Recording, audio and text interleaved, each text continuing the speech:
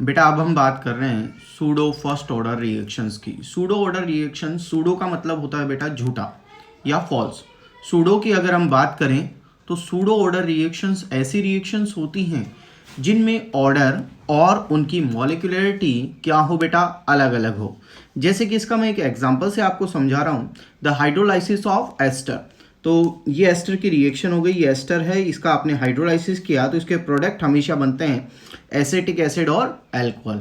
अगर बेटा मैं इसकी बात करूं तो ये इसका 1 मोल हो गया, ये इसका 1 मोल हो गया, तो बेटा इसकी जो मॉलिक्यूलरिटी होगी वो तो कितनी हो गई 2। लेकिन बेटा इसका जो ऑर्डर आता है वो ऑर्डर कितना आता है, 1 आता है। अब सर ये कैसे पॉसिबल है?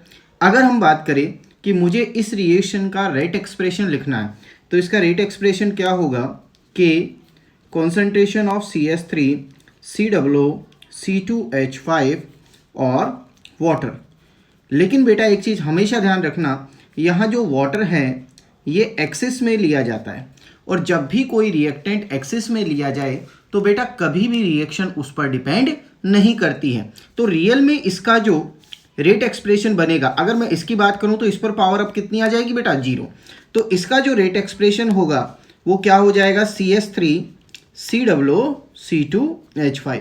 इसका मतलब ये है कि इस तरह की रिएक्शंस में रेट ऑफ रिएक्शन केवल एक ही रिएक्टेंट पर डिपेंड करेगा।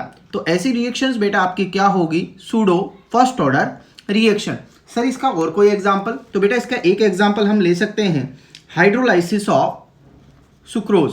तो सुक्रोज की अगर हम बात करें तो C12H22O11, और इसको भी क्या किया, हाइड्रोलाइज किया, तो इसका प्रोडक्ट भी बेटा हमेशा क्या बनता है, ग्लूकोज और फ्रक्टोज।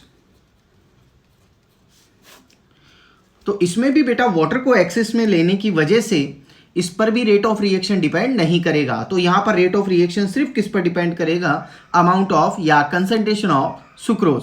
तो ऐसी रिएक्शंस जिसकी मॉलिक्यूलरिटी और ऑर्डर बेटा अलग अलग होते हैं, these are called the pseudo order reaction. ठीक है बेटा।